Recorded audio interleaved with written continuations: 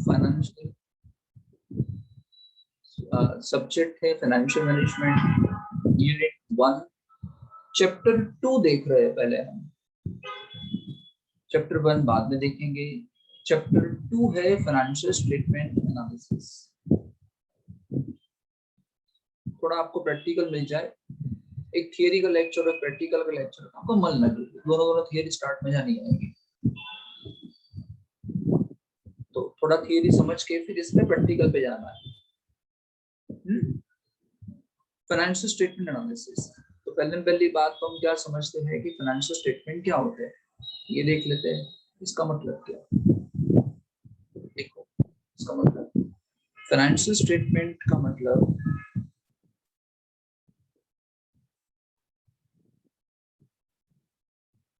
Trading account,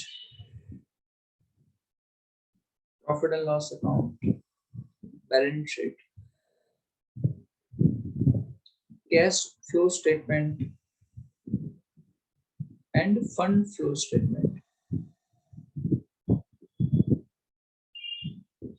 trading and profit loss को हम बोलते हैं इनकम स्टेटमेंट। क्या बोलते हैं सर? Income statement. इससे पता चलता है आपका फाइनेंशियल परफॉर्मेंस।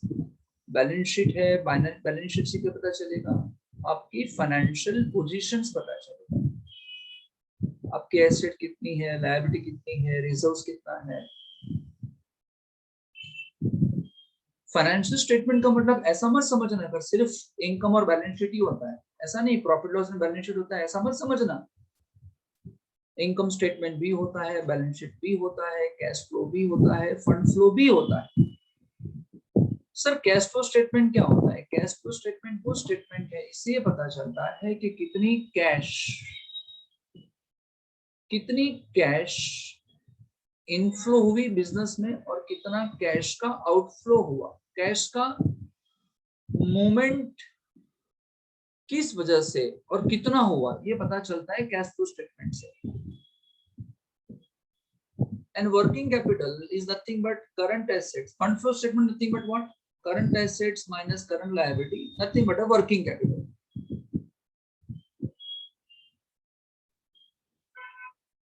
फंड फ्लो एक वाइडर टर्म है, कैश फ्लो एक नैरो टर्म है। वहां सिर्फ कैश का फ्लो था, यहाँ पे फंड का फ्लो बोल रहे हैं। यहाँ सिर्फ कैश के फ्लो के बारे में बोल रहे थे, यहाँ पे फंड के फ्लो के बारे में बोलते। यानी फंड फ्लो एक वाइडर टर्म हुआ, कैश फ्लो एक नैरो टर्म हुआ। ठीक है, तो ये मतलब हुआ फाइनेंशियल स्टेटमेंट का। अब एनालिसिस किस तरीके से करेंगे? एनालिसिस का मतलब क्या होता है? एनालिसिस करना है ना, ज्यादा करीब जाना। एनालिसिस करने से हम ज्यादा एक्यूरेट डिसीजन ले पाएंगे, परफेक्ट डिसीजन ले पाएंगे, चीजों को समझ पाएंगे एनालिसिस करने से। तो एनालिसिस किस किस तरीके से होता है? फाइनेंशियल स्टेटमेंट एनालिसिस करने के तरीके कौन कौन से हैं?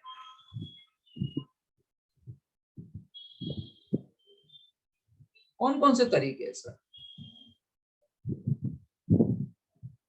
कौन कौन से तरीके हैं? पहला है कंपैरेटिव फाइनेंशियल स्टेटमेंट,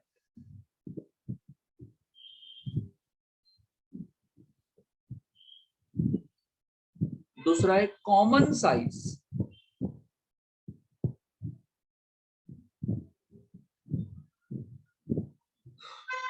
तीसरा है ट्रेंड,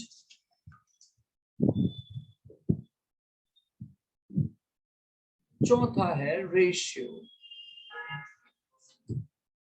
जो हमको पढ़ना है वो रेशियो।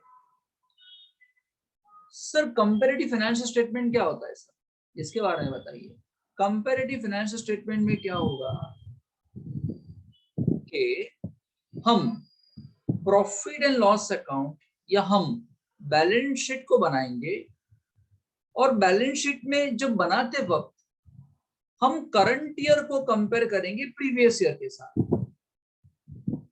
हम यहाँ कॉलम बनाएंगे करंट ईयर का, कॉलम बनाएंगे प्रीवियस ईयर का, और कंपेयर करेंगे कि इस साल की कंपेयर में पिछले साल या पिछले साल की कंपेयर में इस साल आपकी एसेट्स बढ़ी, आपकी लायबिलिटी बढ़ी, आपका कैपिटल कितना बढ़ा, रिजर्व्स कितना बढ़ा। हम कंपेयर करेंगे, इनकम कितनी बढ़ी, सेल्स कितना बढ़ा, एक्सपेंस कितना बढ़ा, हम कंपेयर करेंगे। Current year is compared with the previous year, it becomes a comparative financial statement. Current year को हम कंपेयर करते हैं प्रीवियस ईयर के साथ और समझने की कोशिश करते हैं कि एक्सपेंस कितने से बढ़ा, प्रॉफिट कितने से बढ़ा, इनकम कितने से बढ़ा, एनालिसिस करते हैं। कॉमन साइज में क्या होगा? कॉमन साइज के अंदर क्या होगा? यहां पे हम क्या करते हैं, प्रॉफिट एंड लॉस अकाउंट और एंड बैलेंस शीट की फिगर को कन्वर्ट करते हैं, कन्वर्टेड इनटू परसेंटेज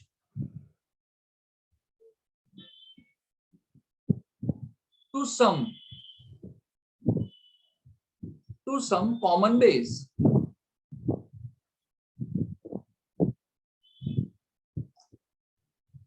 हम यहाँ क्या करते हैं, profit and loss account and balance sheet की जो फिगर है उसको हम कन्वर्ट कर देते हैं परसेंटेज के अंदर by taking some figure as a common base.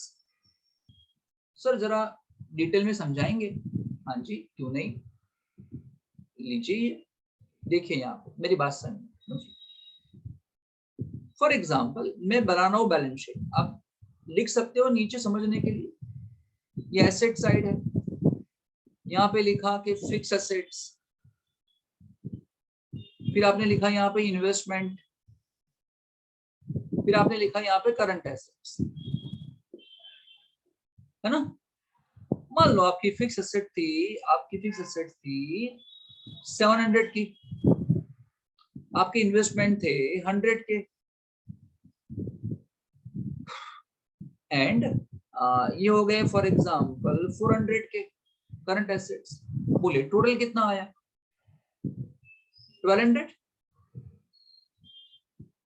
Simple. अभी हम क्या करेंगे, इस 1200 को हम मान लेंगे 100%, जो भी फिगर है इसको हम मान लेंगे 100%, और फिर कहेंगे कि ये कितने परसेंटेज होगा फिर। यानी अगर 1200 रुपए 100% है तो 700 रुपए कितने टका होगा, समझ रहे हो ना। 1200 रुपए 100% है तो 100% कितने टका होगा। यानी हम कन्वर्ट करने की कोशिश करेंगे उसको परसेंटेज के अंदर। यस और नो? समझ में आया कि नहीं? इसे बोलते हैं सर कॉमन साइज टेबल। फिर ट्रेंड आपने देखा होगा, अपने स्टैट्स में इंडेक्स नंबर चैप्टर हुआ करता था एक, याद है ना, इंडेक्स नंबर, जिसमें आप ढूंढा करते थे chain based index, fix based index, जहां आपको ईयर दिया करते थे, ईयर, फिर प्राइस दिया करते थे। ईयर आपको यहाँ देते थे, प्राइस देते थे, फॉर एग्जांपल 20 प्राइस, 25 प्राइस, फिर 50 प्राइस। फिर आप किसी एक ईयर को बेस ईयर मानते थे, याद है ना। फिक्स बेस में क्या करते थे, किसी एक ईयर को फिक्स बेस मान लेते थे ना, बेस ईयर मानते थे, और इस ईयर को हम कंपेयर करते थे बाकी सबके साथ। मालूम के नहीं? तो हम फिर ढूंढते थे ट्रेंड, ये ट्रेंड ढूंढा। अगर लिखना चाहो तो इसके लिए लिख दो, कुछ सेंटेंस लिखना है तो लिख दो।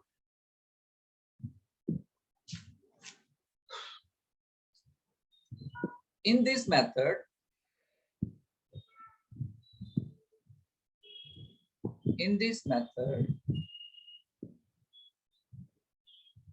any 1 year is compared.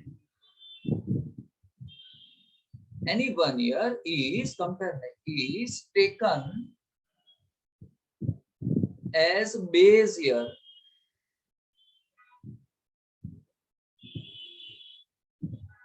and item of base year is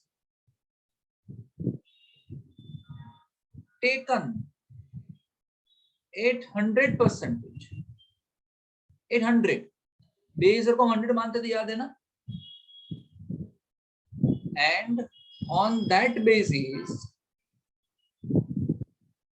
और उसके बेस पे index for each year find करते थे, याद है कि नहीं?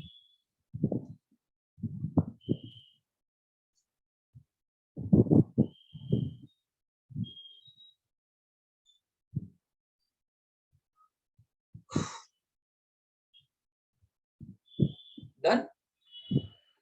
तो तुम्हें पूछे ऑब्जेक्टिव के अंदर कि फाइनेंशियल स्टेटमेंट एनालिसिस किस तरीके से कर सकते हैं, तो comparative, common size, trend and ratio, ये 4 आंसर है ऑब्जेक्टिव के लिए। ठीक है, रेशियो जो हम पढ़ने वाले हैं वो अभी इस चैप्टर के अंदर, तो इस तरीके से हम आ जाते हैं रेशियो पे।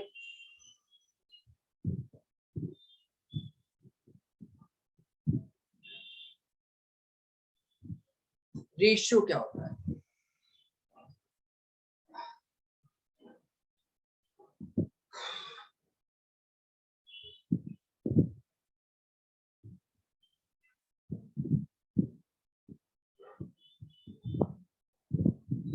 क्या है रेशियो का मतलब?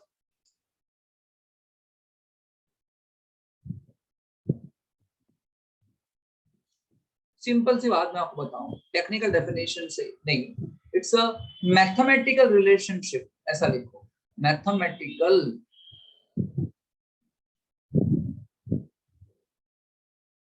Relation between two figure.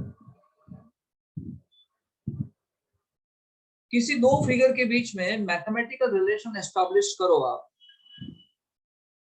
Relation तो है ही दो फिगर में, वरना कंपेयर नहीं करते दोनों को। मैथमेटिकली एस्टैब्लिश करो तो हम क्या बोलते हैं? रेशियो।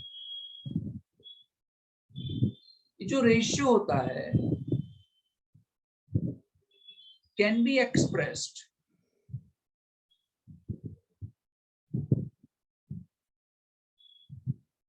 इन परसेंटेज, परसेंटेज में कह सकते हैं, टाइम में बोल सकते हैं, है ना, फ्रैक्शन में आप बोल सकते हो, रेशियो को फ्रैक्शन में भी एक्सप्लेन कर सकते हैं आप, रेशियो में भी एक्सप्लेन कर सकते हैं। सर समझे नहीं? फॉर एग्जाम्पल ऐसा लिखो ना, 25/200 तो इसका आंसर आने वाला है परसेंटेज के अंदर। आपने इंटू 100 किया, इसका मतलब। अब ऐसा लिखो कि भाई यहाँ पे लिखा 200, नीचे लिखा 100, तो इसका आंसर आया 2, तो ये 2 टाइम्स हो गया। आपका न्यूमरेटर जो है वो डिनोमिनेटर से 2 गुना है। आपका ऊपर वाला जो हिस्सा है वो नीचे वाले हिस्से से 2 गुना है। फ्रैक्शन का मतलब क्या? ऐसा था 250 डिवाइड बाय 100, तो आपने क्या बोला, इसका आंसर कितना? 2.5 या 0.25 या कुछ भी। और आपने ऐसा बोला कि ऊपर यहाँ पे 100 था और यहाँ पे 200 था, तो आपने क्या बोला उसको? 1:2 बोला।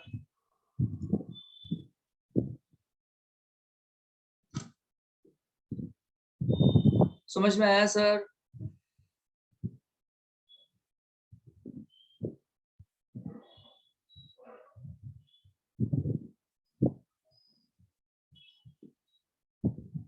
क्लासिफिकेशन ऑफ रेशियो, रेशियो का classification.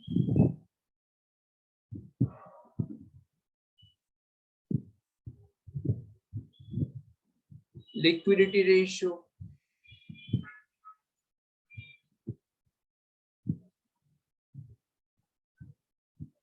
profitability ratio,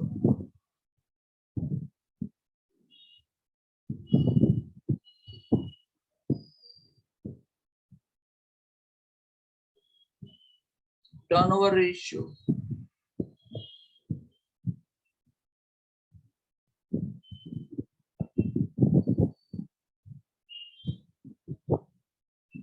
and leverage ratio.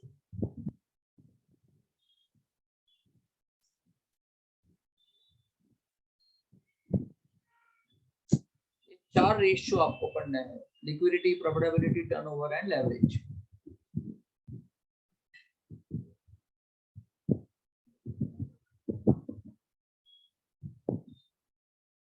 चलिए, फर्स्ट है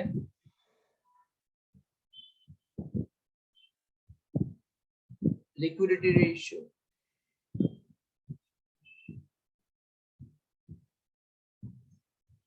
इससे क्या पता चलता है? इससे कंपनी की, एंटिटी की लिक्विडिटी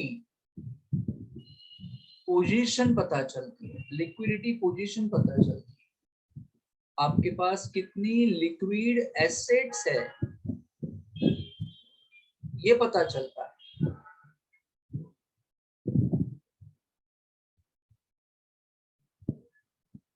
आप अपने डे टू डे एक्सपेंसेस पे कर पाएंगे कि नहीं कर पाएंगे ये पता चलता है।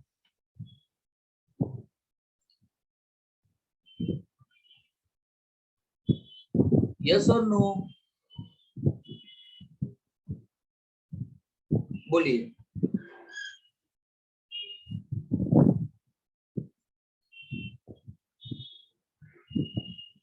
आपके पास जो भी करंट एसेट्स है should be liquid enough,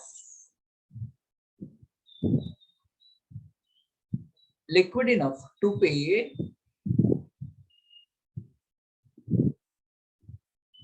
current liabilities.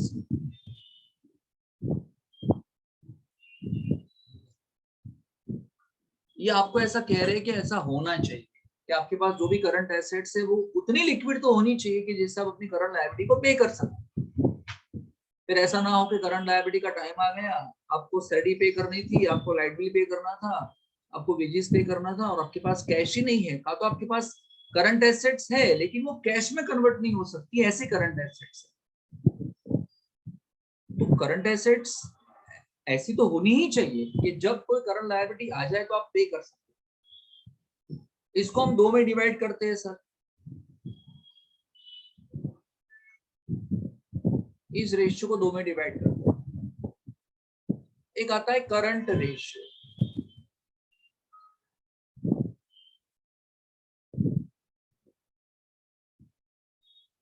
और एक आता है क्विक रेशियो।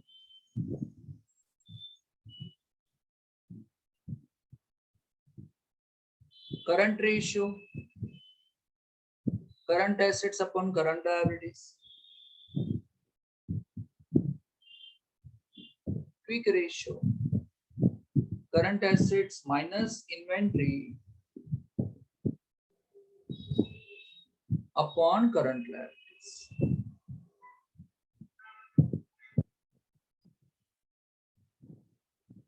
नोट, ये आइडियल कितना रहना चाहिए? ये आइडियल कितना होना चाहिए? 2:1 ये आइडियल होना चाहिए। और यहाँ पे ये आइडियल कितना होना चाहिए? 1:1 ये आइडियल होना चाहिए।